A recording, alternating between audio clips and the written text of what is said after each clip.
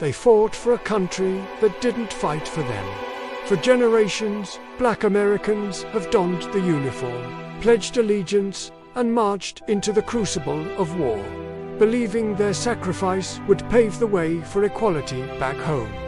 They bled on the battlefields of the Civil War, charged up San Juan Hill, dug trenches in the fields of France, and stormed the beaches of Normandy.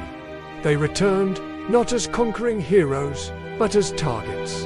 This is the story of a promise broken, a debt unpaid, and the long, arduous fight for recognition and justice waged by Black veterans upon their return to American soil. From the very beginning, the contract was fraught with hypocrisy. During the Civil War, over 180,000 black men, many of them formerly enslaved, joined the Union Army. They were instrumental in the North's victory, a fact often downplayed in mainstream history. But when the guns fell silent, the promises of full citizenship and equality evaporated. Instead of parades, they were met with the rise of the Ku Klux Klan and the implementation of black codes. Laws designed to replicate the bondage they had just fought to abolish. Their military service, which should have been a badge of honor and a claim to full citizenship, was seen as a threat to the old racial order. Many were lynched, their homes burned, their families terrorized, simply for daring to wear the uniform of the country they had served. The pattern repeated itself. In the Spanish-American War, black soldiers, the famed Buffalo Soldiers, distinguished themselves in combat, particularly in the charge up San Juan Hill alongside Theodore Roosevelt's Rough Riders. Roosevelt himself initially praised their bravery, only to later downplay their contributions to bolster his own political image. When these soldiers returned to the American South, they were subjected to the same Jim Crow segregation and violence they had left behind. They could fight and die for American interests abroad, but they could unsit at the same lunch counter or drink from the same water fountain as their white counterparts at home. The irony was staggering and deeply painful. World War I was meant to be the war to end all wars, a fight to make the world safe for democracy. Over 380,000 African Americans were drafted or enlisted. They were often relegated to labor battalions, digging ditches and burying the dead. But many, like the legendary Harlem Hellfighters, the 369th Infantry Regiment, saw intense combat. The Hellfighters spent more time in continuous combat than any other American unit, never lost a man through capture or a foot of ground to the enemy. They were celebrated as heroes in France, awarded the prestigious Croix de Guerre. But their homecoming was a brutal awakening.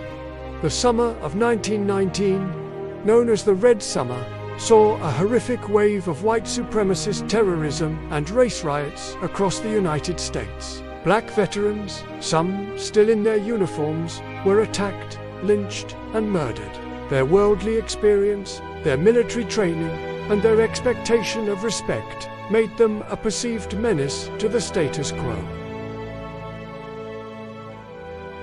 Perhaps no conflict highlights this betrayal more starkly than World War II.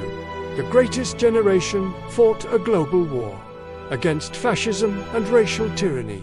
Yet segregation was the official policy of the US military. Black soldiers fought in segregated units, like the Tuskegee Airmen, who compiled a stellar combat record against the German Luftwaffe, shattering myths about their capabilities. They were part of the D-Day invasion, the Battle of the Bulge, and the liberation of concentration camps. They witnessed firsthand the horrors of Nazi ideology.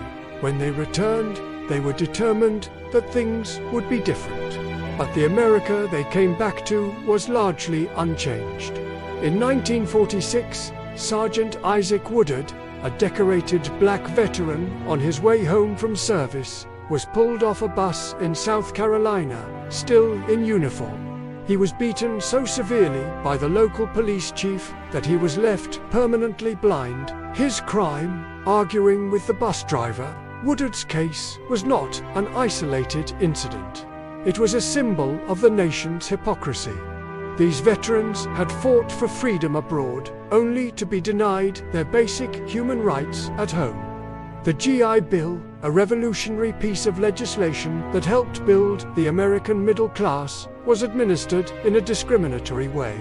Black veterans were often denied access to the housing loans and educational benefits that were readily available to their white peers, deepening the racial wealth gap for decades to come.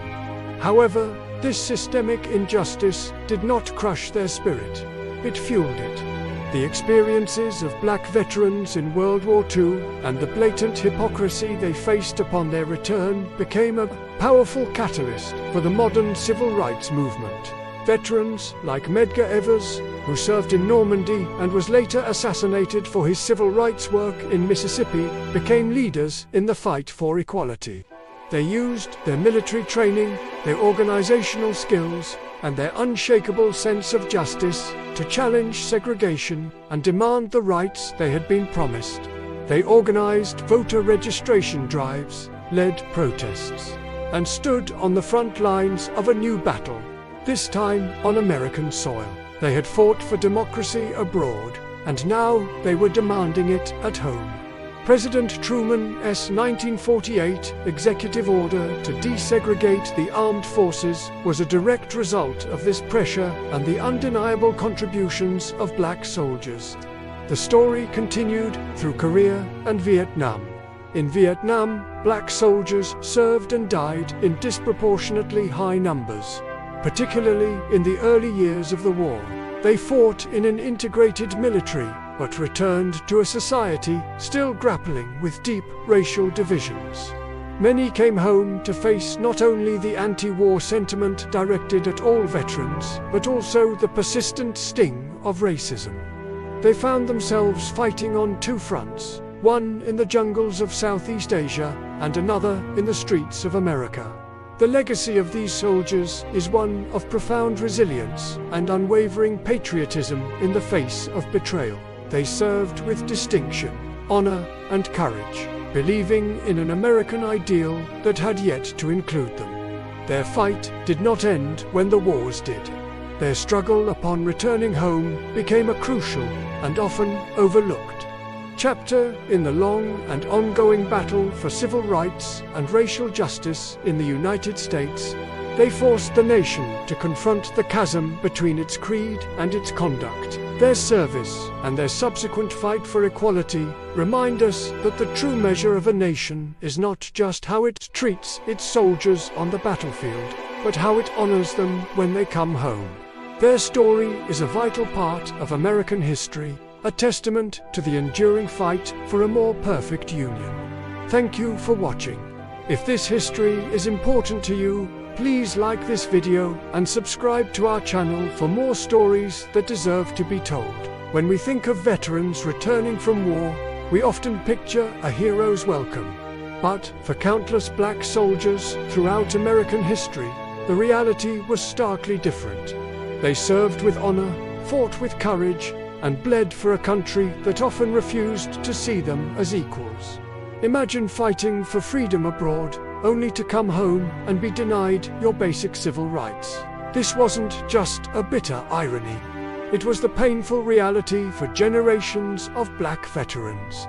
From the Civil War to Vietnam and beyond, black soldiers returned not to parades, but to prejudice. They faced systemic discrimination in housing, employment, and education. The very GI Bill that helped build the American middle class was often inaccessible to them due to discriminatory local practices. Think about the psychological toll of that. You've faced the horrors of combat, seen friends fall, and carried the weight of war, only to return to a society that judges you not by your service, but by the color of your skin. One powerful story is that of Isaac Woodard, a World War II veteran who, just hours after being honorably discharged in 1946, was brutally beaten and blinded by a white police chief while still in his uniform. His horrific experience wasn't an isolated incident. It was a symbol of the violence and injustice awaiting many black veterans. These men and women were not just soldiers. They became reluctant foot soldiers in a new battle, the fight for civil rights back home. Their military training, discipline, and leadership skills became invaluable assets to the civil rights movement. Veterans like Medgar Evers in Mississippi organized voter registration drives and fought against segregation, ultimately paying for it with his life. They knew how to strategize, how to organize, and they were no longer willing to accept second-class citizenship. They had fought for democracy overseas, and they were determined to make that democracy a reality for themselves and their families. Their fight wasn't just for them. It was for the soul of America. Let's remember their double victory, one on the battlefield of war, and another on the battlefield for freedom and equality at home. Thanks for watching.